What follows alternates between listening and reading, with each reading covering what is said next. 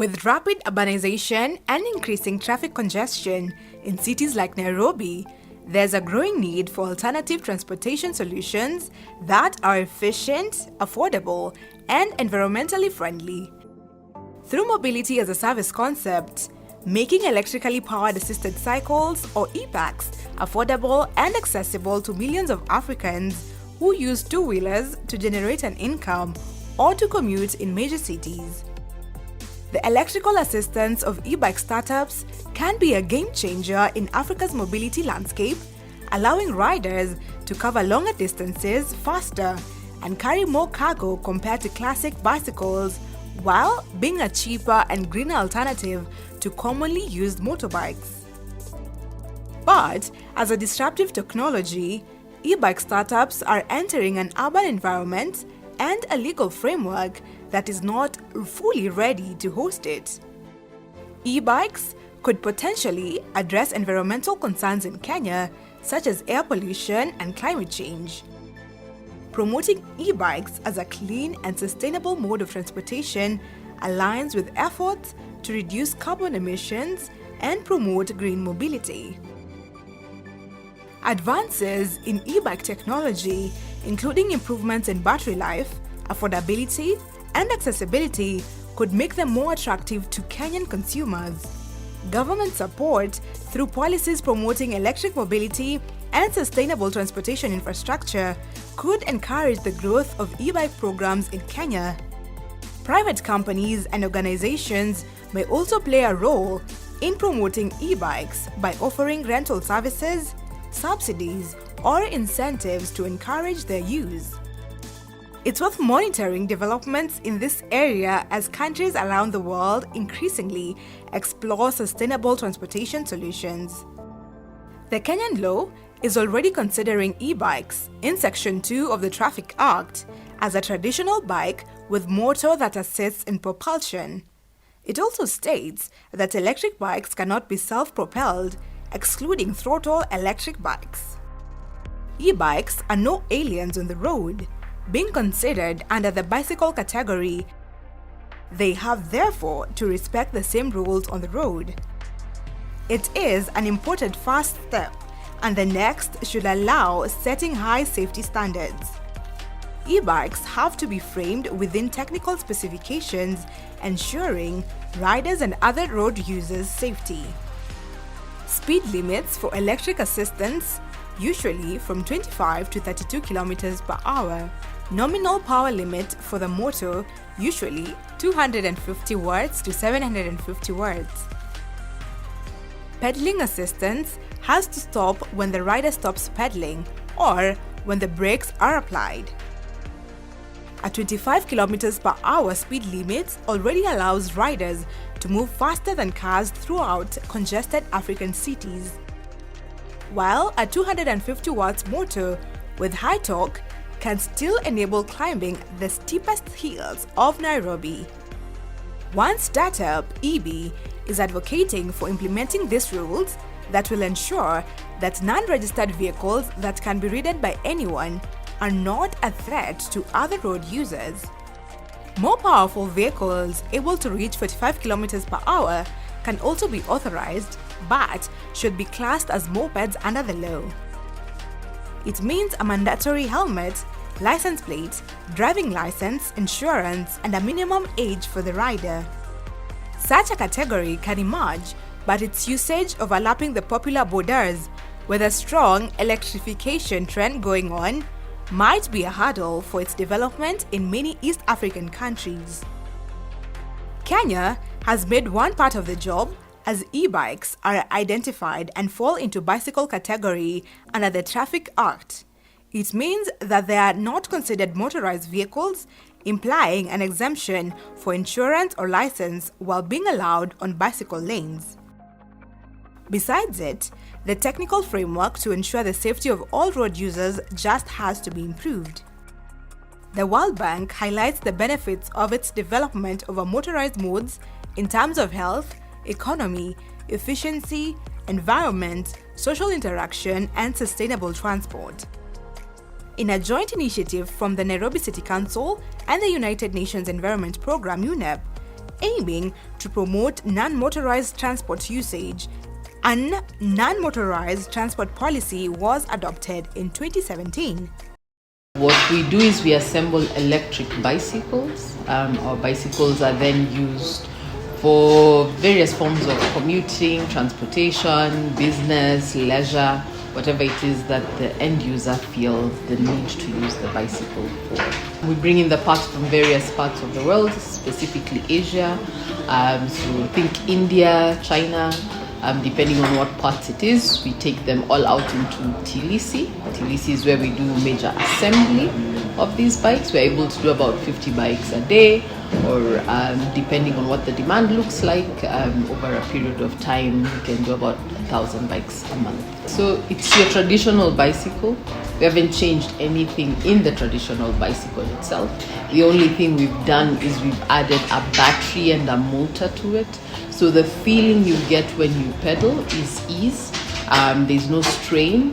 One of the things we look at is we want to save the rider but sweat out the asset. So as the rider pedals or does one pedal on the bike, it feels like you're being propelled. So you don't have to pedal as frequently to move further distances. So when we started off, our key was to just introduce the public to what an electrical bicycle can do, because most people thought about a bicycle as either a toy or a poor man's form of transportation.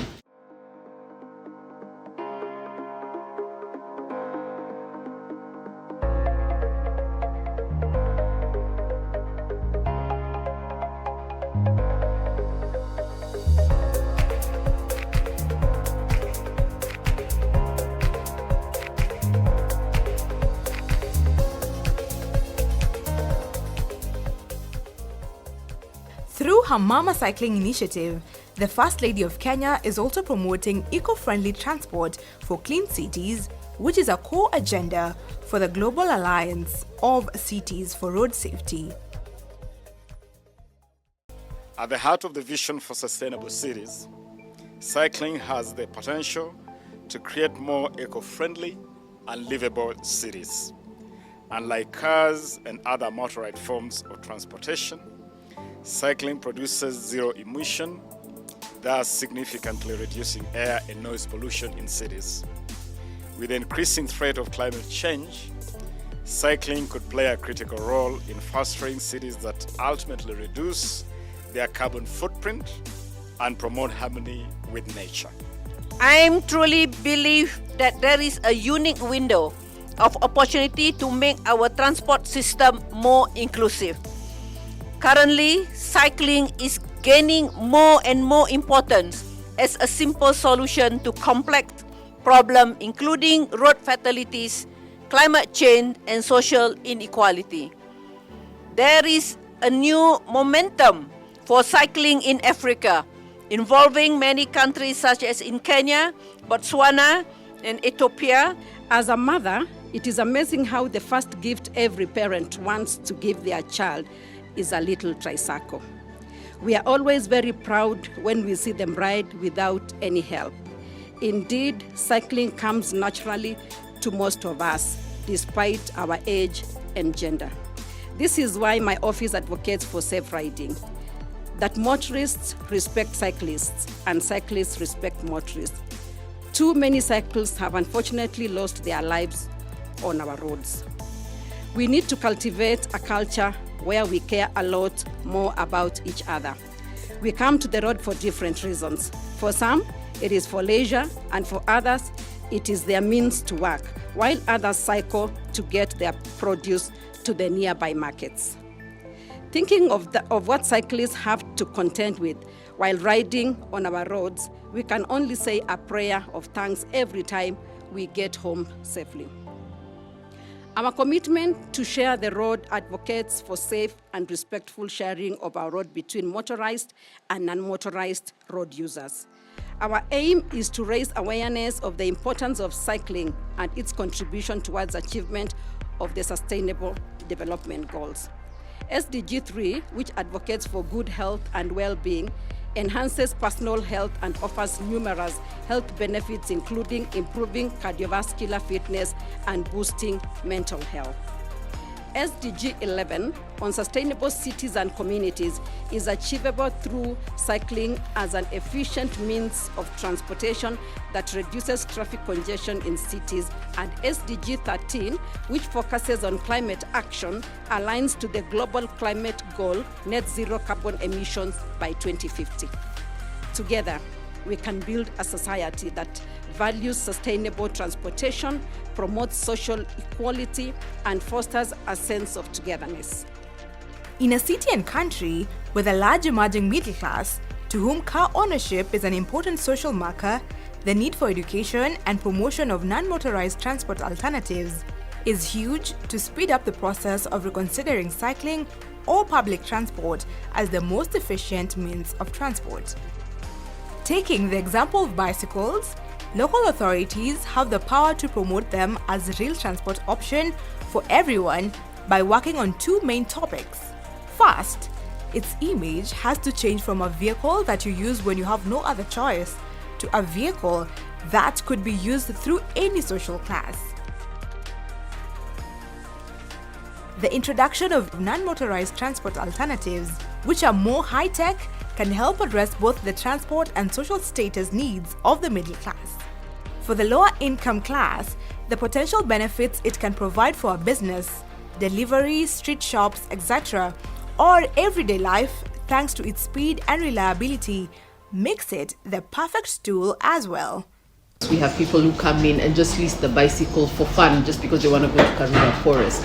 Or we have doctors who just would rather cycle from one patient to another, and they'd rather do it on a bicycle, so they do that too. Or people who want to go to work and they don't want to be stuck in traffic. They'll use an electrical bicycle because it allows them to move from their houses to work and then not have to worry about the fact, am I sweating? That is not an option for them anymore. They can just dismount the bike, go into the office like nothing's ever happened, and nobody will know the difference as to how they arrived. So the idea was always to improve and to share right across all spectrums of people the option to use an electrical bicycle as a form of transportation. It's a traditional bicycle just with a battery and a motor. Your biggest safety concerns are when you're using it on the road, right? So road traffic is something that we all have to be aware of. So before we send anybody on the road with our bicycles, we train them. So we'll take you on the road, take you through what road traffic looks like, educate you on that, and then cycle with you for a few days before we allow you to go on your own. But yeah, the bicycle is it's just your traditional bicycle with a battery and a motor attached to it. And all of those go through PVOC checks before they're put onto the bikes. The organization of events such as Car Free Days, as the one that was held in Kisumu, can have a huge impact on the way people are considering cycling, and walking can be a catalyst to bicycle culture adoption, thus increasing the public budget allocated to its development. So Kenya is developing at a faster rate, and with this we are seeing emerging of new cities and towns. So what we're trying to do is ensure that as Kisumu city grows at that rapid rate, we don't get the same, a replica of Nairobi in Kisumu. Nairobi is highly populated, and this means a lot of pollution is happening in Nairobi. And the number one cause of pollution within the urban fabric is vehicle emission. According to the World Health Organization, 99% of the urban air is polluted by vehicle emission. So then when you get to Nairobi, that is the first thing actually that hits your nose and your breathing system because of the high rate of pollution that has happened to the natural air within Nairobi. So we are trying to prevent that replica in Kisumu, and then that's where now cycling comes through, because as you embrace cycling as a means of transport, then it means by a big percent we are reducing the use of motor vehicles as a major transport model. Then it means in a big percentage we are reducing the amount of carbon that is emitted in our atmosphere. So then cycling is the ultimate solution to reducing carbon emission. That is number one, a promoter of climate change.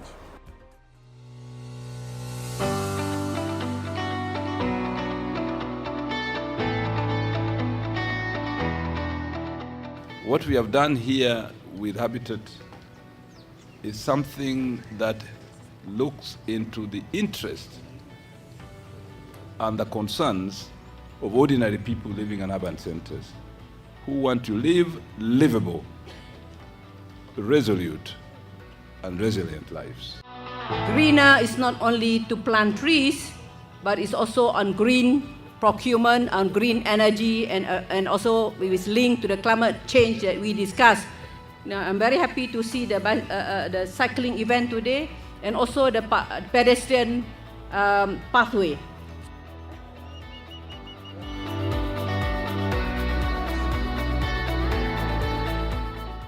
So to connect the park within Kisumu City with all this urban mobility mode, I think this is very important for the Kisumu City to reduce carbon emission and also to achieve zero emission by 2050.